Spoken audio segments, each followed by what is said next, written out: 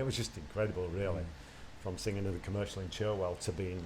And how long was that hour. time frame from starting in Cherwell to going there? It was very short. It was like, this would be December 99, so it's now 20 years.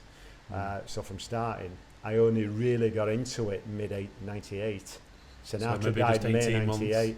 Yeah, less than 18 months. And I'm on tour in the Middle East with a television crew following me. It was a bit daunting.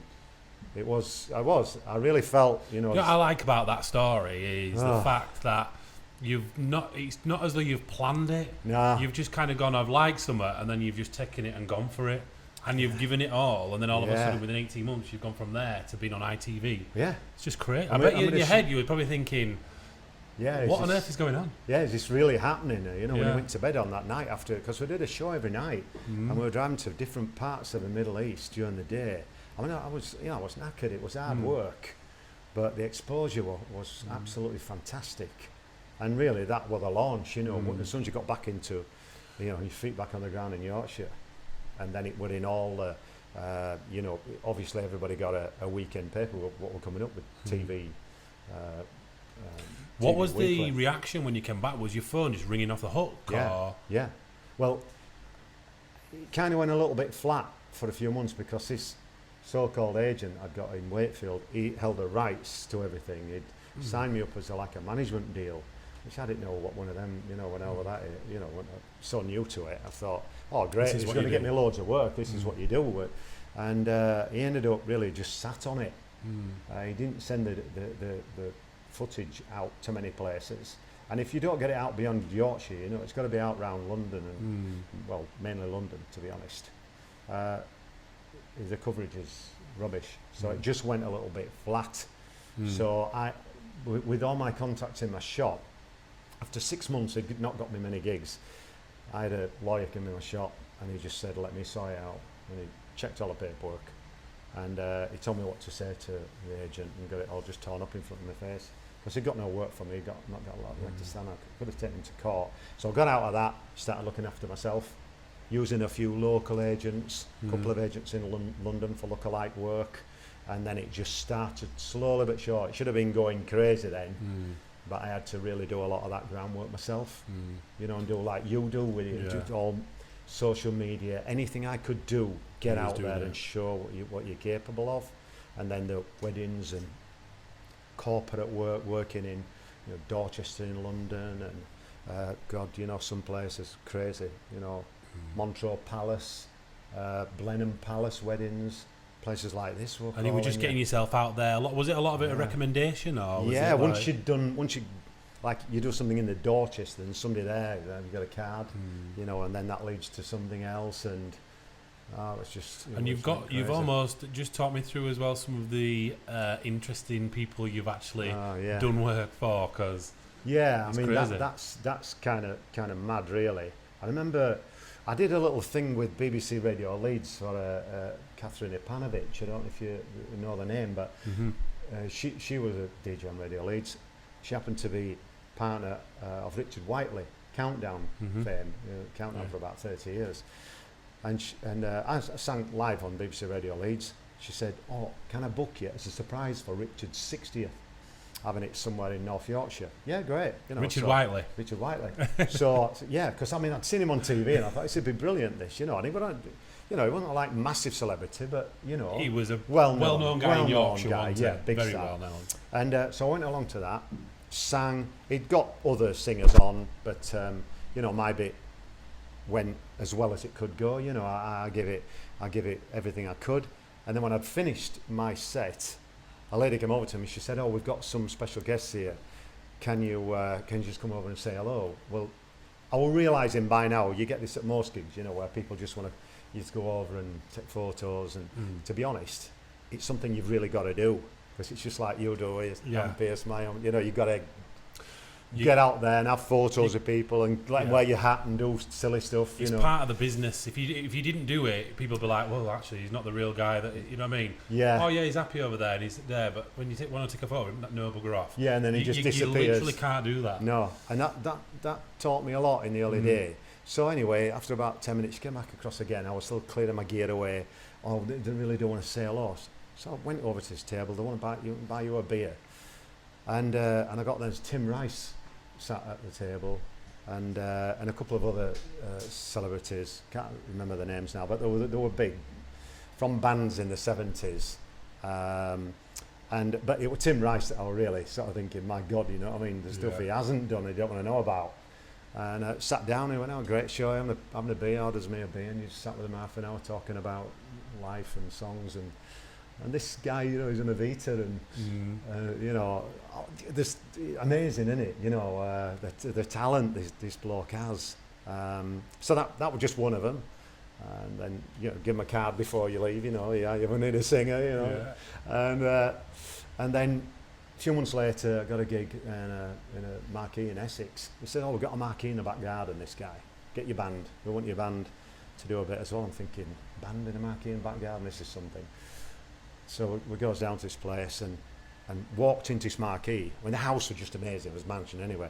Out of the back doors, marquee for 500 people in his back garden. Speakers, tower speakers up to the top, left and right.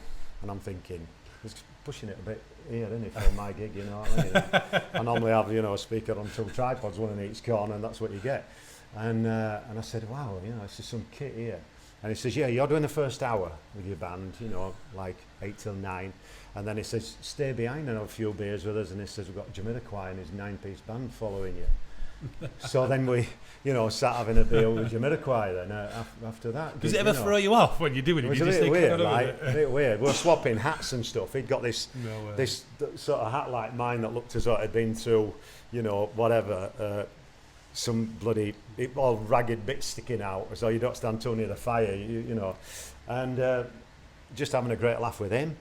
And then a few months later, got another call, and it was like, "Oh, will you sing at my wedding?" And it was Holly Willoughby on the phone. I didn't really sort of click at first with a name. I just wrote all these notes down, and I'm showing my family, my daughters, and I was singing this castle in Sussex, and it's somebody called Holly Willoughby, and they're going, "You know who Holly Willoughby is?"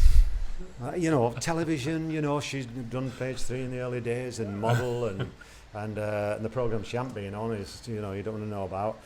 And then I realised who it was. I wish I'd have doubled the price, but that's another story. And went along to do her wedding with my piano player in this beautiful castle. It was absolutely fantastic. Thank you. And realised that she'd got no other singer on either. It was literally just me. You were the piano player. the main act. Yeah, during the wedding breakfast, 3 sets, and I'm wandering around, singing away, and I noticed on one table, a guy, I thought, I recognise him. And I know what's coming. I'm sorry. You know this one, don't you? And I'm singing along and whatever, and long hair at the time, and a bit. Always looked a little bit scruffy, I suppose. And Liam Gallagher sat there, and I'm like blown away. Totally blown away. I carry on singing, pretending everything's normal, you know, and you know, maybe trying a bit harder. And then I look, sat next table, Dermot O'Leary, Fern Cotton, and the Appleton sisters. Yeah. Well, they're All Saints, I think. All Saints at the time, weren't they? And, they were massive back in the day then. But it was Liam really that was, you know, at that time, you know what I mean, even now is a huge, household name, isn't it, really? Anyway, I came to a particular song, which is one of my favourites, one of my wife's favourites as well, That's Life. I always use it at the end of the first set. And anyway, I'd kind of said a little bit to the photographer there from OK Magazine, Abby Wiles they call her, and lovely girl, and she was the only person there. She didn't even help or anything. She was a photographer. Nobody else allowed. Helicopters going all over the place, stopping paparazzi. And I said to her, look, I'm going to wander around his table, Liam. And I said, I know he's got a reputation of like punching people and doing whatever, you know, pushing you out of the way if he didn't want you there. I said, but I don't really care, so just let's have a go. So I announced I was singing That's Life. Started walking around his table. Everybody's clapping and singing. I had a few beers by then. And I just got to a particular line. Appleton sisters were like harmonising and all that during the song. Everybody on the table was singing and clapping. And I just put my hand out to shake his hand. And I thought, he'll either will or he won't, who cares? and a nice long shake of the hand, and there's Abby Wiles, a photographer, at the other side of the table, giving it click, click, click, and all this, and I'm thinking, we've got money shot, you know. And it was just fantastic, and walked away from that. I'd really kind of chilled into it by then. There were no nerves then. It had all gone. Was the nerves doing the handshake before? I think it was really. You're trying to work it in. I can imagine. I wanted to bring them on board because they're the stars, not me. And anyway, did another set, and then when I finished, I literally walking past their table, and Liam just got up, and he would walk into the outside of this marquee for a cigarette. So I said, "Oh, have a quick word, like so." So yeah, walks outside the marquee, he's having a cig, and like, you know, how long you been doing it, and I started chatting away, and he says, I made a big mistake actually, because he said, "Oh, you heard my latest album?" And I said, "No, I ain't got it." Like, but I'm gonna get it. I'm gonna get it. I am gonna get it, but I haven't actually got it. He said, "Oh, because we recorded it in one of Sinatra's studios, where they did, you know, Capitol Records and all that." So I said, "You like to get that?" He said, "You know, he says, as you know, you might not know." He said, "I were a bit of a tribute when I first started. I used to do kind of like we're all pretending to be the Beatles." And if you think, when you listen to their stuff, you know, right, it kind of John Lennon-y and all that is in their music, isn't it? And we were trying to explain it. He said, but then I realised I could do it myself and get into my own music, and obviously they found their own you know, path, didn't they, really, and never looked back. But he said to me, he said, "I like your voice, you do a great impersonation, but why don't you know, you do your own thing?" I said, "Well, I've never really used my own voice. I've always tried to be somebody else, but you know, I'll take it on board." And the last thing I remember doing, as I usually talk to a client, is like, you know, like I said, "Hey, have a card," and I give him a card, and then like shook his hand again and walked away.